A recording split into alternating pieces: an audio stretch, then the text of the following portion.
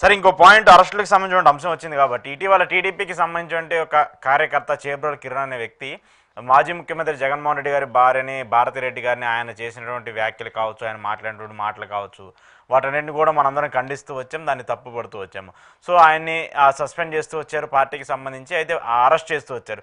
కానీ 10 రోజుల్లోనే ఆయనకి బెయిల్ రావడం, మళ్ళీ ఆయన బయటకు వచ్చే విధంగా కూటమి సర్కారే చంద్రబాబు నాయుడు సంబంధించిన టీడీపీ పార్టీని సపోర్ట్ చేసిందని చెప్పేసి వైసీపీ నేతలు మాట్లాడుతూ ఉన్నారు. అంబటి రాంబాబు లాంటి వాళ్ళందరూ కూడా చాలా సీరియస్గా దీని మీద మాట్లాడుతున్నారు. ఎందుకంటే ఒక మహిళని, ఒక మాజీ ముఖ్యమంత్రి భార్యని ఇంతగా తిట్టి ఇంకా హేళన చేసినటువంటి వ్యక్తికి 10 రోజుల్లో బెయిల్ వచ్చింది. కానీ అక్రమ కేసులు పెట్టి, దొంగ సాక్ష్యాలు పెట్టో లేదంటే దొంగ కేసులు పెట్టో అరెస్ట్ చేసినటువంటి వైసీపీ నేతలకు మాత్రం బెయిల్ రావట్లేదు, వాళ్ళు ఇంకా జైల్లోనే ఉంటున్నారంటూ కూడా మాట్లాడుతూ వస్తున్నారు. అయితే ఆయన ఇంకో పాయింట్ రైజ్ చేసిందంటే, కొంతమంది టీడీపీకి సంబంధించిన ఇట్లా సోషల్ మీడియాలో మాట్లాడేటువంటి కిరా కార్పి లాంటి వాళ్ళు, లేదంటే ఇంకొక అతను ఎవరో ఉన్నారు, సీమరాజా సంథింగ్, ఆయన వాళ్ళ మీద కేసులు పెడతామని చెప్పేసినా కూడా ఎఫ్ఐఆర్ కూడా నమోదు చేయట్లేదని చెప్పేసి ఆయన చాలా సీరియస్గా మాట్లాడుతూ వచ్చారు. మేము కనీసం చర్యలు తీసుకుంటారో లేదనేది పక్కన పెడితే, ఒక అడ్రస్ చేస్తున్నప్పుడు, ఒక ఇష్యూకి సంబంధించి మేము కేసు పెడుతున్నప్పుడు మీరు ఎందుకు ఎఫ్ఐఆర్ నమోదు చేయరంటూ కూడా ఆయన మాట్లాడుతూ వచ్చారు. ఏం చెప్తారు?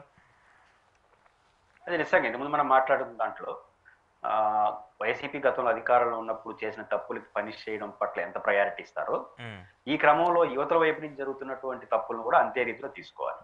ఇప్పుడు కిరణ్ అరెస్ట్ చేయడంతో మన తెలుగుదేశం పార్టీకి గౌరవం వచ్చింది. భారతి గారిని చెప్పిన దాంట్లో అరెస్ట్ చేసిన ఒక చిన్న దాంట్లో మంచి జాటలు పక్కన పెడితే, అయితే ఇక్కడ అందరినీ అట్లా చేయకపోతే ఏమవుతుంది, అధికారంలో ఉన్న వాళ్ళకి ఒక లెక్క, లేని వాళ్ళకి ఒక లెక్క, ఇది కక్షాదింపుగా మారే అవకాశం రాజకీయం కనిపిస్తుంది. మీరు అన్నట్టు అతనికి ఎందుకు బెయిల్ వచ్చింది? అంబటి రాంబాబు గారు అడిగిన ప్రశ్నలో లాజిక్ ఉంది, రియాలిటీ ఉంది. రియాలిటీ ఏంటి? మనం ఒక కేసు పెట్టినప్పుడు ఆ కేసుకి ఎన్ని రోజులు వేయాలి? 60 రోజుల లోపల బెయిల్ ఇచ్చేవాళ్ళు, 7 ఏళ్ళ లోపు జైలు శిక్ష పడేది. 60 రోజులు అంటే 60 రోజుల్లో ఉండాలని కాదు, 2 రోజులు కూడా ఇచ్చారు. చాలా వాటికి అసలు అరెస్ట్ కూడా చేయాల్సిన అవసరం లేదు. 2 ఏళ్ళు శిక్ష పడే కేసులకు అరెస్ట్ కూడా లేదు, విచారణ చేయాలి, పిలిచి పంపించాలి. అంటే ఆయన దూషించిన కేసులో 10 రోజుల్లో బెయిల్ రావడం పెద్ద విషయం కాదు. అంటే అది ఆయనకు ఓకే. వాళ్ళ పరిస్థితి ఏంది? వాళ్ళు తిట్టిన వాళ్ళు మాత్రం లోపల 2 నెలలు 3 నెలలు ఉన్నారు. వాళ్ళ బయట సెక్షన్ ఏంది? వెనకాల కుట్ర ఉంది. ఇంకా దీంతో పాటు అనేక మంది కుట్రలో భాగస్వాములు. ఇప్పుడు అతను తిట్టాడు, అభ్యంతరకరంగా మాట్లాడాడు, అరెస్ట్ చేశారు, తీసేశారు. అట్లా కాకుండా అదే కిరణ్ అనే వ్యక్తి పైన ఇతనితో పాటు సమ్ XYZ ఉన్నారు, వీళ్ళందరూ కుట్రదారులు అనే సెక్షన్లు పెట్టి విచారణ పెడితే 2 నెలలు కూడా బెయిల్ రాదు.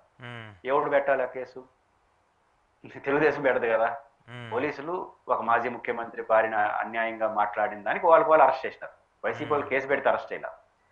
కానీ ఇప్పుడు కేసు ఊరు పెట్టాలి నీ సమస్య. తెలుగుదేశం పార్టీ పెట్టదు, పోలీసులు పెట్టరు. తెలుగుదేశం వైసీపీ వాళ్ళు, నేను రాంబాబు గారు చెప్పారు, మళ్ళీ ఆయన లోపల పంపిస్తాను. బస్ వీళ్ళు కేసులు పెడితే ఉన్నా అది వర్కౌట్ అవుతుంది చెప్పలేదు. అంటే పెట్టే సెక్షన్లు చేసే విచారణ బట్టి ఉంటుంది. కాబట్టి కిరణ్ విషయం అది. కాకపోతే ప్రజల ముందు ఏమవుతుంది, నేను చెప్పిన లాజిక్లని ప్రజలు చూడరు. అంతే కదా. ఇప్పుడు గతంలో తెలుగుదేశం పార్టీ నాయకులను అరెస్ట్ చేసే విషయంలో అభ్యంతరకరంగా మాట్లాడిన పోసాని మురళీకృష్ణ ఇన్ని జేట్లు చెప్పడం ఏంటి?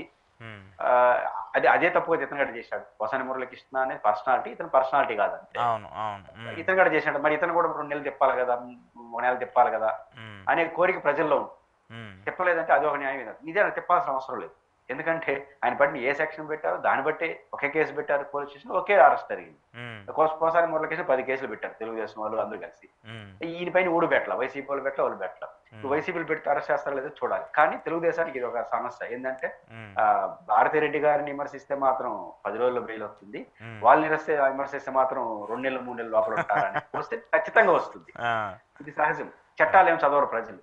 అయితే రాంబాబు గారిని ప్రస్తావించిన ఇంకొక అంశం వ్యాలిడిటీ ప్రశ్న ఏంటంటే, మేము పెట్టిన కేసులు తీసుకోవట్లేదు. సహజం కదా, ప్రతిపక్షం పెట్టిన కేసులు యాడ్ తీసుకుంటారు? తీసుకోరు.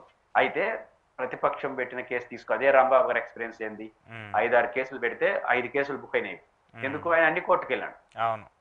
అప్పుడు కోర్టుకు వెళ్ళినప్పుడు కోర్టు ఫస్ట్ ఎవరు కేసు ఇచ్చినా పోలీసులు FIR నమోదు చేయాల్సిందే.